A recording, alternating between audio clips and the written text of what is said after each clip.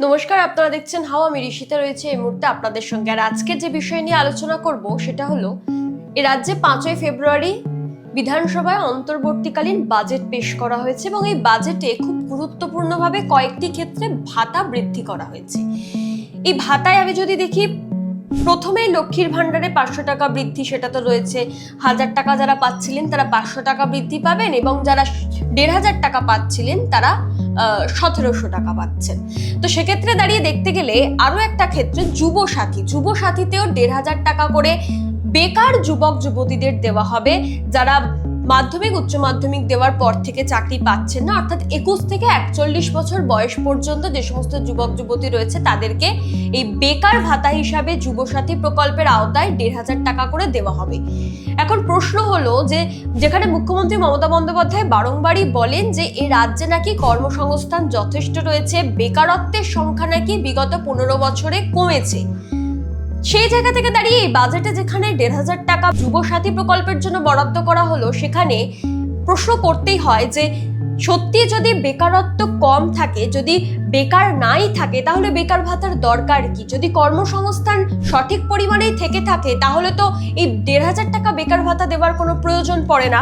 অন্যদিকে দাঁড়িয়ে আমি যদি দেখতে চাই যে বিশেষজ্ঞরা যেটা বলছেন, বিশেষজ্ঞদের মতে যে কর্মসংস্থান তৈরির পরিকাঠামো না করে শিক্ষা ব্যবস্থার যে আমূল কাঠামোর পরিবর্তন সেটার নামমাত্র না করে এখানে কি করা হচ্ছে যে যুব সমাজের যে ক্ষোভ সেটাকে প্রশমিত করার জন্য 1500 টাকা বরাদ্দ করে দেওয়া হচ্ছে ভাতাতে, যাতে নির্বাচনের আগে একটা নির্বাচনী কৌশল বলা যেতে পারে। ওই যে লক্ষ্মীর ভান্ডার যেমন 500 টাকা বাড়িয়ে 2,42,00,000 মহিলা ভোটার সুরক্ষিত করা হলো, যারা এখন বর্তমানে দাঁড়িয়ে লক্ষ্মীর ভান্ডারের টাকা পাচ্ছেন। আর অন্যদিকে দাঁড়িয়ে কর্মসংস্থান তৈরি না করে, শিক্ষার পরিকাঠামোকে পরিবর্তন না করে বেকার যুবক যুবতীদের যে ক্ষোভ, কাজ না পাওয়ার ক্ষোভ, সেই ক্ষোভকে প্রশমিত করতে এখানেও একই রকম ভাবে টাকা দিয়ে একটা ভোট কেনার চেষ্টা। এটা বিরোধীরাও বলছে, এটা বিশেষজ্ঞ তারাও বলছে, এটা একেবারে রাজনৈতিক কৌশল ছাড়া আর কিছুই নয়। এবার যদি আসি ডিএতেও কিন্তু এই বাজেটে 4% বৃদ্ধি করা হয়েছে, যেখানে সুপ্রিম কোর্টের রায়ে বর্তমানে যে এখনো পর্যন্ত বকেয়া ডিএ রয়েছে তার 25% দিয়ে দিতে হবে 31শে মার্চের মধ্যে, এবং তার সঙ্গে কমিটি গঠন করা হচ্ছে যাদেরকে জানিয়ে দিতে হবে যে বাকি 75% ডিএ কতদিনে দিতে পারবে বা দিয়ে দেবে রাজ্য সরকার। তবে পুরোপুরি 100% দিয়ে দিতে হবে রাজ্য সরকারকে। সেই নিয়ে এখনো পর্যন্ত মুখ্যমন্ত্রী মমতা বন্দ্যোপাধ্যায় মুখ খোলেননি। প্রশ্ন করা হলে তিনি বলছেন যে এটা এখন বিচারাধীন বিষয়, তাই এই নিয়ে তিনি কোনো মন্তব্য রাখবেন না। কিন্তু অন্যদিকে যদি আমরা দেখি, সুপ্রিম কোর্ট থেকে কিন্তু রায় দিয়ে দেওয়া হয়েছে যে 25% মহার্ঘ ভাতা বা ডিএ সেটা 31শে মার্চের মধ্যে দিয়ে দিতে হবে। আর এই যে বাজেট পেশ হয়েছিল সেই বাজেটে কিন্তু 4% ডিএ বৃদ্ধি হয়েছে। সমস্ত ক্ষেত্রে যে ভাতার বরাদ্দ বৃদ্ধি করা হয়েছে, সেটা যুবসাথী প্রকল্প হোক, সেটা লক্ষ্মীর ভান্ডার হোক, বা এই যে ডিএ 4% বৃদ্ধি, এই সমস্ত ক্ষেত্রে কথা বলতে গেলে আমাকে বলতে হয় যে এমসিসি বা মডেল কোড অফ কন্ডাক্ট কি? নির্বাচন কমিশন যখনই ভোটের দিনক্ষণ ঘোষণা করে তখন নির্বাচনী যে আচরণবিধি বা এমসিসি জারি করে দেওয়া হয়, যার ফলে রাজ্য সরকার কোনো নতুন আর্থিক প্রকল্পের সূচনা করতে পারেন না, অর্থাৎ কাজ তারা শুরু করতে পারবে না। আর এখানে বিশেষজ্ঞরা যেটা মনে করছেন যে যেহেতু এপ্রিল মাসে ভোট হওয়ার একটা সম্ভাবনা দেখা যাচ্ছে, তো সেক্ষেত্রে দাঁড়িয়ে এই যে টাকাগুলোর ঘোষণা করা হয়েছে, যেখানে লক্ষ্মীর ভান্ডারের টাকা এখনই ফেব্রুয়ারি মাস থেকে মহিলাদের অ্যাকাউন্টে পৌঁছে দেওয়া হচ্ছে এবং যুবসাথী প্রকল্পের কাজও যেটা শোনা যাচ্ছে যে এপ্রিল মাস থেকে সেটাও দিয়ে দেওয়া শুরু হবে। কিন্তু বিশেষজ্ঞরা তারা মনে করছেন যে এই বাজেট কিন্তু আইনি জটের মধ্যে চলে আসতে পারে এবং ভোটের আগে এই যে বিষয়গুলো দিয়ে দেওয়ার কথা হচ্ছে, সেটা যুবসাথী প্রকল্পের 1500 টাকা হোক কিংবা লক্ষ্মীর ভান্ডারের 500 টাকা, এগুলো কিন্তু শুধুমাত্র প্রকল্পের ঘোষণা হয়েই থেকে যাবে, মানুষের কাছে পৌঁছাবে না। অর্থাৎ আইনি জট কিন্তু এখানে আসতে পারেন বলে আশঙ্কা করছেন বিশেষজ্ঞরা। এর পরের বিষয়টাতে যদি আসি, সিভিক ভলেন্টিয়ার এবং পুলিশের ক্ষেত্রে বা আশা কর্মীদের ক্ষেত্রে বা প্যারা টিচারদের ক্ষেত্রে প্রত্যেক ক্ষেত্রে 1000 টাকা করে বৃদ্ধি করা হয়েছে। কিন্তু আশা কর্মীতে কত হাজার হাজার নিয়োগ বাকি রয়েছে, বা প্যারা টিচারের যে সমস্ত ক্ষেত্র সেখানে কত কত শিক্ষকের নিয়োগ এখনো অবধি বাকি বা শূন্য পদ রয়েছে, পুলিশের ক্ষেত্রে পুলিশের আসন সংখ্যাও বা কত বাদ রয়েছে সেইগুলো নিয়ে কোনো কথা না বলে, বা সেই নিয়োগ কবে হবে, কি তার প্রক্রিয়া, সেই বিষয়ে কোনো রকম কোনো বিষয় না বলে শুধুমাত্র 1000 টাকা করে বৃদ্ধি করে দেওয়া হবে বলা হলো। একেবারে তারপরের যদি ঘটনায় আসি, তাহলে এই যে সিভিক ভলেন্টিয়ারদের 1000 টাকা করে বৃদ্ধি, অন্যদিকে যেখানে দেখা যাচ্ছে যে আরজি করের মতন ঘটনা বা অন্য যে কোনো, আমরা দেখেছি যে আরো বিভিন্ন এ রাজ্যে ঘটনা ঘটে যেখানে মূল অভিযুক্ত হিসাবে সেই সিভিক ভলেন্টিয়াররাই উঠে আসে। তাই ভোটের আগে শুধুমাত্র কোথাও গিয়ে তাদের ক্ষোভ প্রশমিত করতে কি এই বিষয়গুলো করা হলো? কারণ কয়েকদিন আগে দেখেছিলাম যে আশা কর্মীরা তারা বিকাশ ভবনে আন্দোলন করেছিলেন, ধর্মতলায় আন্দোলন করেছিলেন, আর তারপরেই বাজেটে তাদের মাত্র 1000 টাকা বৃদ্ধি করা হলো, যে 1000 টাকায় আজকের দিনে কিছুই হয় না।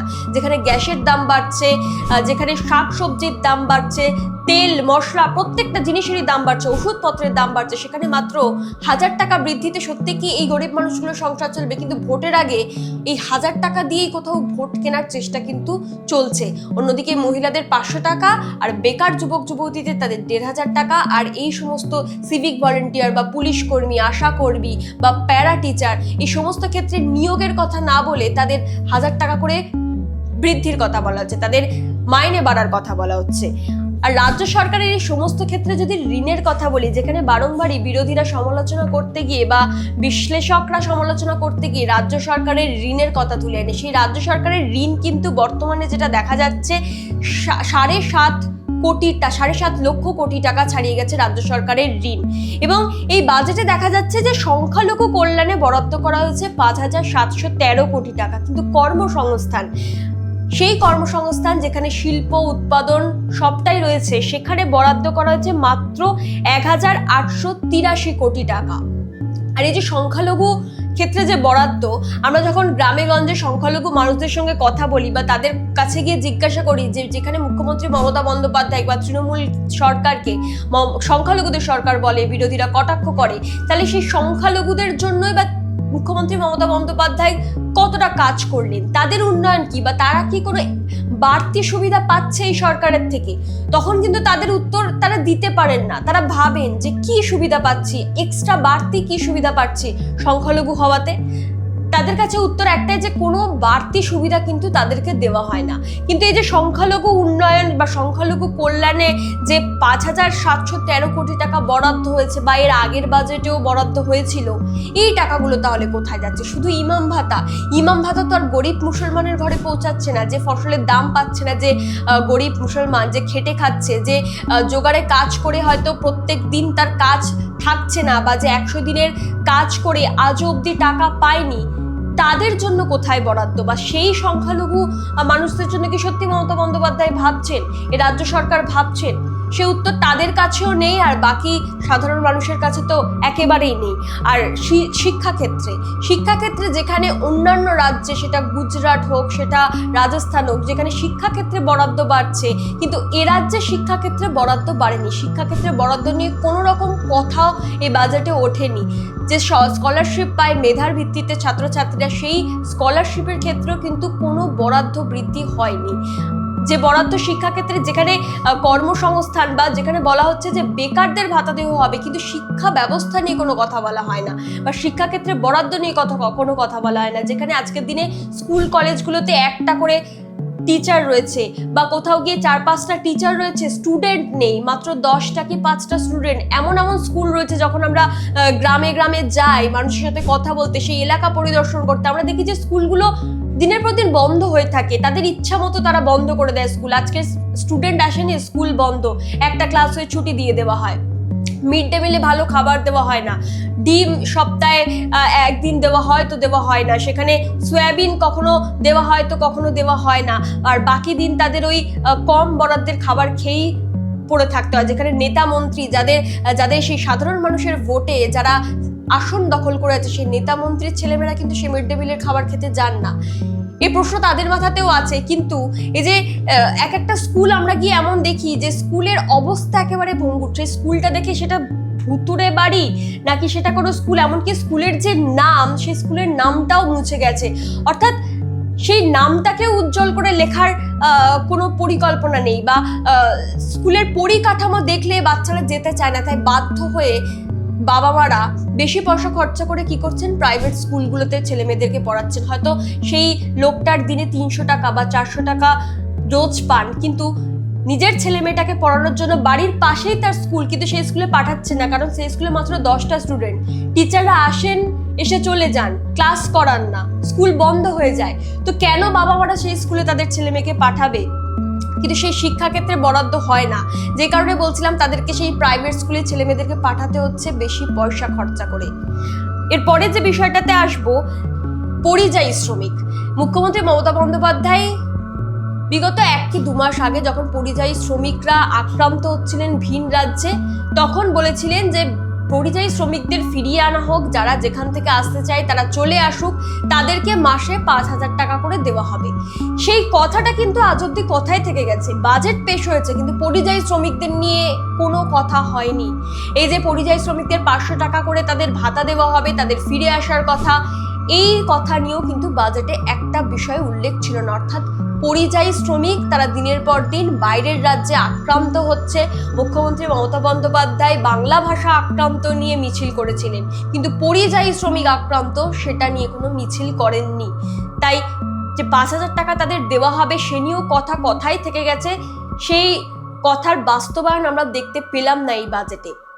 অর্থাৎ সার্বিকভাবে যে বাজেট আমরা দেখলাম, সেই বাজেটে কিন্তু কোথাও গিয়ে এই রাজ্য সরকারের যে সমস্ত প্রকল্পগুলো রয়েছে, সেই কয়েকটা প্রকল্পের যা বরাদ্দ বৃদ্ধি হলো, না শিক্ষাক্ষেত্রে কোনো বরাদ্দ বৃদ্ধি হয়েছে, না কর্মসংস্থানের জন্য কোনো বরাদ্দ বৃদ্ধি হয়েছে, না অন্যান্য ক্ষেত্রে, না জিনিসপত্রের দাম কমানি কোনো কথা হয়েছে। এবং বাজেট পেশ হওয়ার পরেই যখন মানুষজনের কাছে কথা বলতে যাচ্ছে, তারা বলছে জিনিসপত্রের দাম আকাশ ছোঁয়া হয়ে যাচ্ছে, তেলের দাম বাড়ছে, মশলাপাতির দাম বাড়ছে, শাক সবজির দাম বাড়ছে, ফলের দাম বাড়ছে, মাংসের দাম বাড়ছে, সমস্ত ক্ষেত্রে দ্রব্য মূল্যের দাম বাড়ছে, ওষুধের দাম বাড়ছে। কিন্তু ওই যে একদিক থেকে তারা বলছেন যে 500 টাকা করে ভাতা দেওয়া হচ্ছে, বেশি ভাতা দেওয়া হচ্ছে, অন্যদিকে জিনিসপত্রের দাম বাড়ছে। তাই কোথাও গিয়ে যে বাজেট পেশ করা হয়েছে রাজ্য সরকারের, সেই বাজেট কিন্তু অর্থহীনই বলা চলে।